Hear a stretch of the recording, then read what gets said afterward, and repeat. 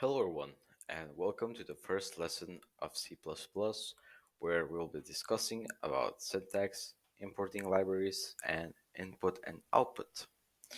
So first of all, C++ has a specific way of writing code, known as syntax.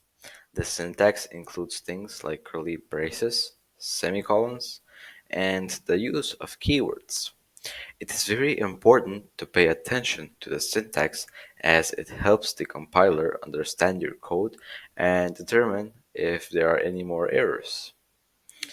And first of all, let's start with our program that we have. This is a basic C++ program. And as we see at the first line of the code, we have importing libraries. So in C++, we often use libraries created by others to make our coding easier. The include IO stream directly is an example of this. For example, as it includes the IO stream library, which provides us with access to input and output, such as cout and cin.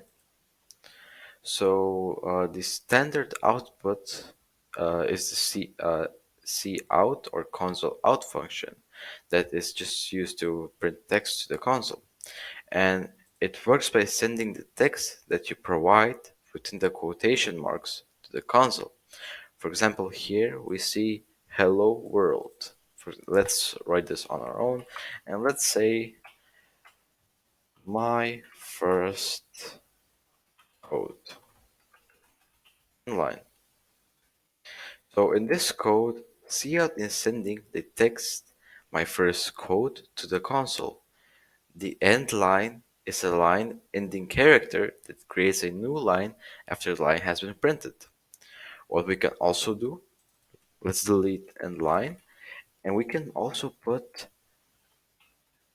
this, which is a backslash and n, instead of the end line to create a new line. So the difference between the two is that end line flushes the buffer, which means it forces any buffer output to be written to the console immediately, whereas the backslash n does not.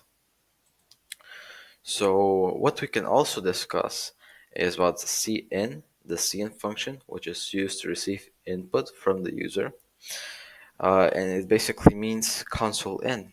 So for example, the next thing we're going to do will maybe be familiar to you as you have seen it maybe in your math class, but we will discuss it in the next tutorial. So let's just do int number and let's just close it. And what we're going to do, cn, and here we're going to put our number. So what we're going to do is we're going to tell our computer that the user needs to input a number. And as we have learned, what we're going to do is now we're going to console out you entered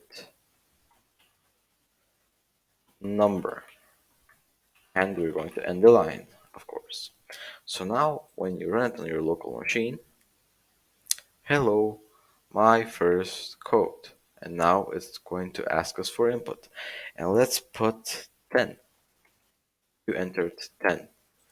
So basically, you can enter what number you like, but as long as it's just an integer number, or as in this case, we don't want it to have decimals, but it can be a negative number or it can be as huge as possible.